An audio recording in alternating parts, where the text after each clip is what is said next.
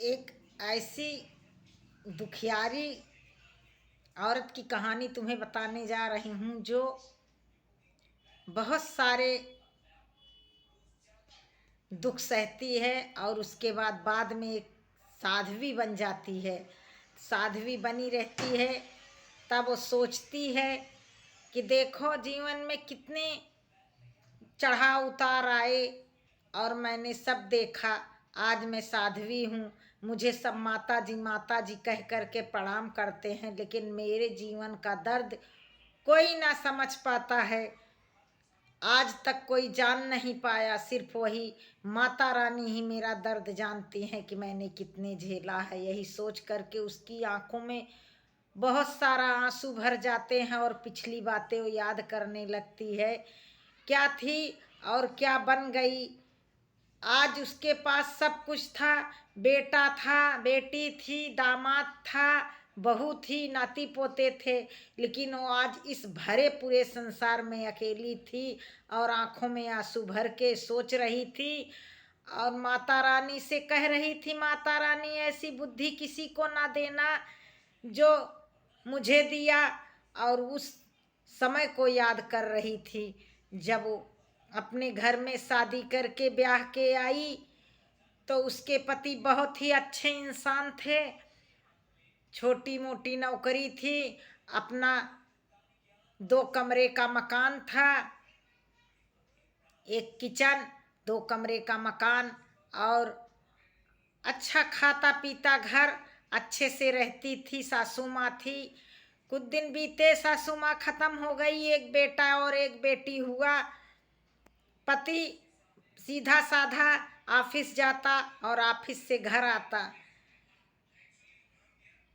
अकेली पड़ गई, दिन भर घर में अकेली रहती थी, पड़े पड़े बोर होती थी। तो कहने लगी मैं थोड़ा बहुत पूजा पाठ करने जाया करूं, मंदिर की साइड चली जाया करती थी। फिर एक दिन ऊपर का 2 कमरा जो बनवा दिया पति ने, तो उसको किराए पर दे दिया। किराएदार आया, उसका नाम दिनेश था और किराएदार आया, अपनी फैमिली के साथ रहने लगा। दूसरा कमरा खाली था, तो उसने कहा कि मेरा एक सौतेला भाई है, वो भी आना चाहता है, तो उसकी जॉब लगी है, तो एक कमरा उसको दे दो। तो उसके पति कहते हैं कोई बात नहीं, खाली ही तो पड़ा रहता है। उसमें वो भी आकर के रहने लगे। दूसरा जो लड़का आता है, अच्छा खासा कमाने लगता है और अकेले कमरे लेकर के रहने लगता है। कुछ दिन बीतता है और उसके साथ मकान मालकिन बन जाती हैं, उसके साथ बच्चे चले जाते हैं, रहने लगती हैं। घूमना टहलना, खाना पीना, अब उसका साथ उन्हें बहुत अच्छा लगने लगता है।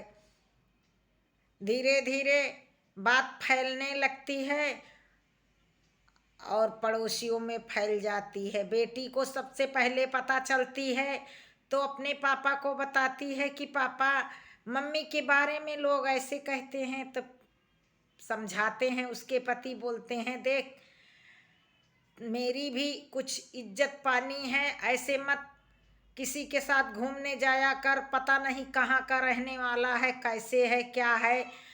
और अब तुम्हारे 2 बच्चे हैं, अपने बच्चों की परवरिश अच्छे से करो, बेटा बेटी की अच्छे से घर में रहो। पति समझाता है, क्योंकि वो बहुत ही शरीफ और सीधा साधा इंसान रहता है।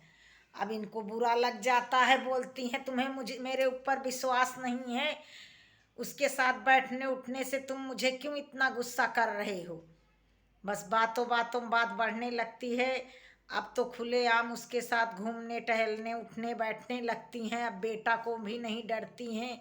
दूसरा किराएदार अपनी बीवी को लेकर के चला जाता है, उसे अच्छा नहीं लगता है। रोज उसके मकान मालिक उसके भाई के की वजह से लड़ाई करें झगड़ा करें, वो इसलिए कमरा खाली कर देता है। अब पूरा मकान खाली रहता है, बच्चे पढ़ने चले जाते हैं और इनका प्रेम प्रसंग बढ़ने लगता है। धीरे धीरे पति और घर गांव किसी की भी अब इनको चिंता नहीं रहती थी। दिन भर वो छुट्टी करके आ जाता, पति ड्यूटी चला जाता और ये दिन भर उसी में पड़े रहती। अब इनको लोक लाज शर्म कुछ भी नहीं रह गई थी। अब डर भी नहीं रह गया था। पति से खुलेआम बोल दी थी कि अब मैं उसी के साथ रहूंगी। पति 2 बच्चों का मुंह देखता और ऐसे देख करके परेशान रहता। अब उसने सोचा कि मेरी बेइज्जती हो ही रही है, तो उसने क्या किया, 2 कमरे का मकान अलग अलग कर दिया कि अब तुम ऊपर रहो, मैं और मेरे बच्चे रहेंगे दूसरे वाले कमरे में। लेकिन फिर भी बच्चों के ऊपर बुरा असर पड़ेगा। पति ये सोच करके देखता कि दिन भर एक खुलेआम उसके साथ रहती, हंसती बोलती बातें करती, बेटी बेटा के ऊपर गलत असर पड़ेगा। इसलिए पति ने क्या किया, उसका घर को ही बेचने का इरादा कर लिया। उसने जब घर को बेचने का इरादा किया तो ये बोली कि मेरा आधा हिस्सा है, मैं बेचने नहीं दूंगी। तो पति ने कहा ठीक है, तेरा आधा हिस्सा है तो मैं आधा हिस्सा तेरा छोड़ ही देता हूँ, पूरा ही मकान तुम रखो। और मकान छोड़ करके किराए के कमरे में अपने बच्चों को ले करके जा करके रहने लगता है। अब ये खुलेआम रहने लगती हैं। कुछ दिन वो आदमी के साथ उसके साथ रहने लगती हैं और वो दिनेश भी छोड़ करके कमरा चला जाता है। पूरे मकान में यही दोनों रह जाते हैं। धीरे धीरे बीतता है समय। अब इसको प्राइवेट नौकरी थी। शिवा प्राइवेट नौकरी करते करते ऊब गया था। नौकरी छोड़ करके अब पी करके घर में ही पड़ा रहता था। अब इसके साथ दिन भर पड़े पड़े पड़े पड़े ऊबने लगी। तो इसने कहा कि नौकरी करने जाओ, किराया भी नहीं आ रहा है। जो धरे उठाए पैसे थे जोड़े बटोरे वो भी खर्च हो गए। अब जाओ कमाओ, खाओ, कमाओ, कमा करके ले आओ। तो कुछ दिन के बाद उसने घर जाने का इरादा किया और वो घर चला गया। जब वो अपने घर चला गया शिवा, तो इसने राहत की सांस ली। चलो 10-5 दिन मैं अकेली रहूंगी। अब मोहल्ले वालों से तो इसकी बातचीत होती नहीं थी। कोई भी औरत मर्द इससे बोलना नहीं चाहता था कि अच्छा खासा घर तबाह कर लिया इसने। लेकिन इसको कुछ भी नहीं लगता था। इसको तो ऐसे लगता था दुनिया बेवकूफ़ है, मैं जो करूं वही अच्छा है। उस समय 12 दिन बीता। उसे शिवा की कमी खलने लगी। उसने सोचा जाऊं शिवा के गांव घूम आती हूँ, क्योंकि शिवा बोला था कि मेरी शादी नहीं हुई है। तो मैं शिवा के गांव जा रही हूँ सोच करके जाती है शिवा के गांव। शिवा 1 महीने तक वापस नहीं आता है। तो वो शिवा के बिना परेशान हो जाती है और अपना कपड़े लत्ते रख के बैग में शिवा के घर जाती है। शिवा के घर जब जाती है, बस अड्डे पे उतरती है। दूसरा गांव के दूसरे लोग उतरती है तो शिवा को फोन कर देती है कि शिवा मैं आ रही हूँ, मुझे लेने आ जाओ। शिवा बस अड्डे आता है और आकर के इसको ले जाता है। बोलता है घर पे चलना तो बताना कि मैं मकान मालकिन हूँ इसकी, लेकिन किसी को कुछ मत बताना। जब जाती है शिवा के घर तो देखती है कि शिवा की शादी हुई है और नई नई उसकी बहू आई है। शिवा अपने घर में खुश था, अपने माँ बाप बहू के साथ, पत्नी के साथ अच्छे से रहता था और पीता खाता भी नहीं था अपने घर में। इसके घर में तो रह रह करके पीता था और बेवकूफ़ बना पड़ा रहता था। और वहाँ तो अच्छे से रहता है, माँ बाप भाई बहन सबसे हंसते बोलते मुस्कराते अपने गांव घर में अपने बीवी के साथ अच्छे से रहता था। बीवी को बहुत प्यार करता था। अब इसको बात लगने लगी कि मेरा घर उजाड़ करके और देखो अपना घर बसाया है। बहुत चिंता हुई, बहुत टेंशन हुई कि मेरे बालक बच्चे छूट गए, मेरे आदमी छूट गए। और शिवा ने अपना घर दूसरा बसा लिया। अब तो मैं कहीं की ना रही। सोच करके शिवा के पास जाती है। शिवा बोलता है कि देखो किसी को कुछ मत बताओ, तुम अपने घर जाओ, अपने बच्चों में, अपने आदमी में रहो। तुम्हारे 2 बच्चे हैं, तुम्हारे साथ मैं नहीं रह सकता। मेरे माँ बाप हैं, मेरे भाई बहन हैं, मेरी इज्जत है समाज में। अब उसको ख्याल आता है कि देखो ये अपनी इज्जत इसको इतनी प्यारी है और मैं पागल अपना सारा मान मर्यादा भूल गई। बहुत अफसोस होता है, लेकिन वही वाला हाल रहता है कि अब पछताए होत का, जब चिड़िया चुन गई खेत। इसके मन में बहुत क्रोध आता है, गुस्सा आती है। वो सोचती है मैं शिवा को छोड़ूंगी नहीं, शिवा के साथ ही रहूंगी। अब शिवा से कहती है मैं आपको किसी हालत में नहीं अपने आप से अलग होने दूंगी। और कह करके शिवा का हाथ जैसे ही पकड़ने चलती है, वैसे ही उसके बहन के पति आ जाते हैं, उसके जीजा, और आकर के इसको पकड़ लेते हैं कि ये शिवा को जबरदस्ती अपने पास बुला रही थी। सारे मर्द मिल करके इसको इतना मारते हैं, इतना मारते हैं। रात के 8 बज रहे थे और 8 बजे रात में सारे मर्द मिल करके इसे घसीट घसीट के आंगन में मार रहे थे। मार सहती रही और रोती रही। उसके बाद सब इसको मिल करके बाहर निकाल करके घसीट के निकाल देते हैं और बाहर पड़ी रहती है सारी रात। सुबह अंधेरा रहता है तभी उठ करके चली आती है अपने शहर, और शहर आकर के अकेली रहने लगती है।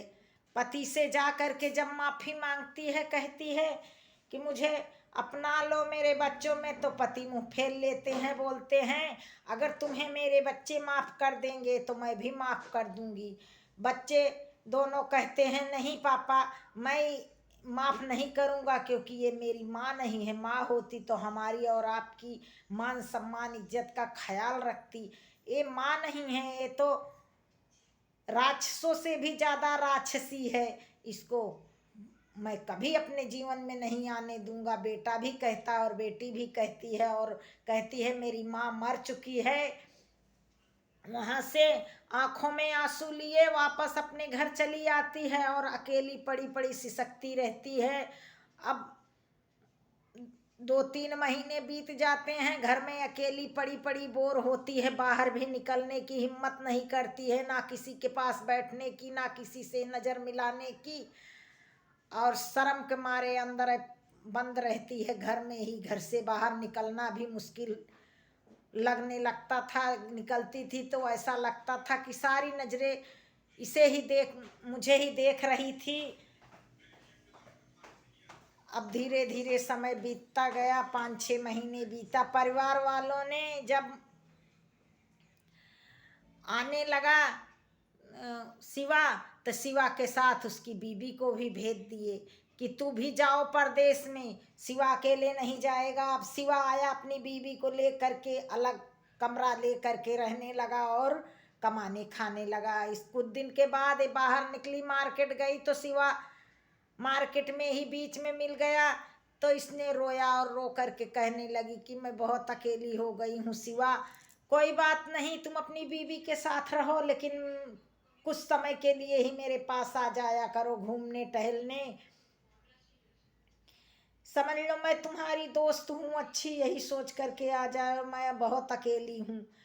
रोने लगी। जब औरतें रोने लगती हैं तो आदमी के जरूर थोड़ा बहुत मन पसीज जाता है। शिवा का भी मन पसीज गया, इतने दिन उसके साथ बिताया था।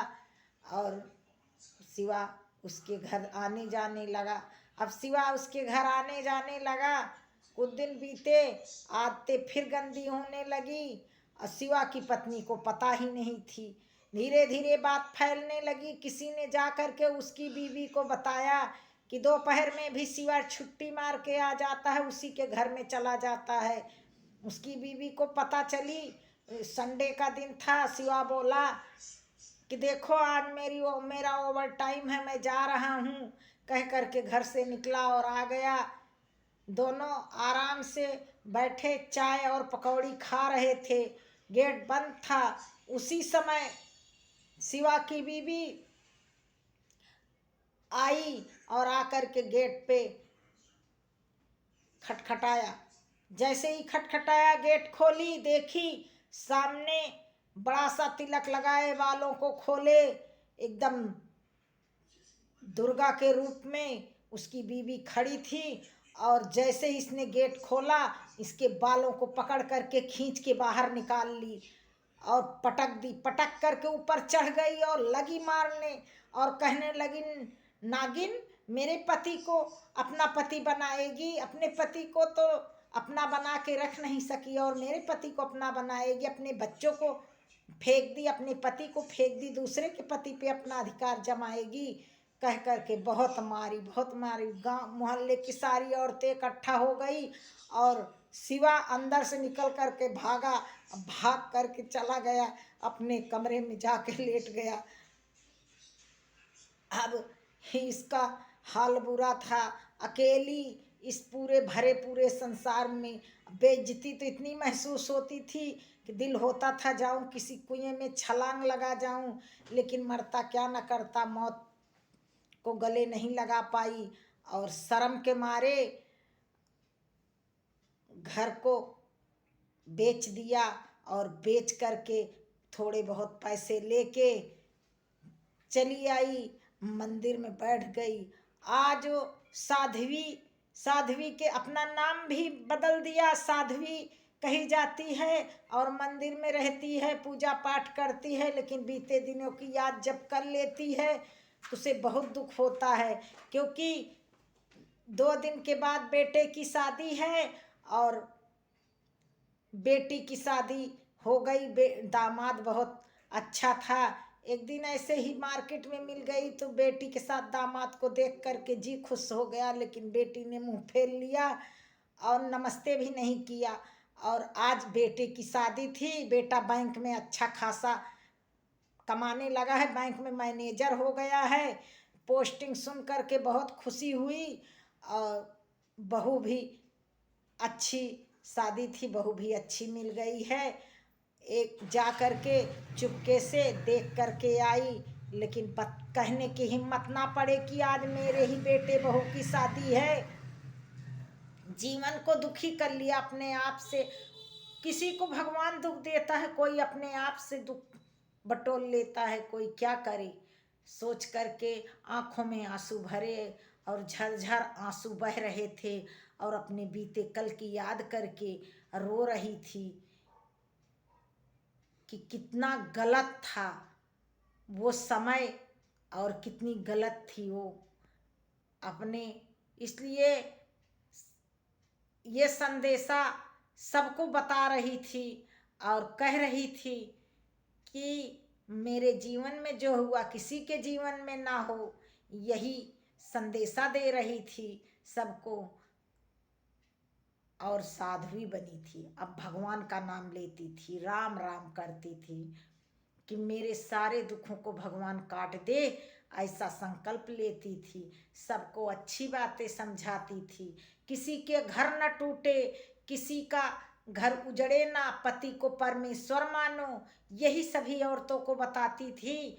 और अच्छे से रहती थी। मंदिर में माँ के चरणों में अपना सिर झुका दिया। बोलो दुर्गे मैया की जय। माता रानी ने उसके सब दुखों को काट दिया था, लेकिन अंदर के दर्द को कभी ना काट पाई।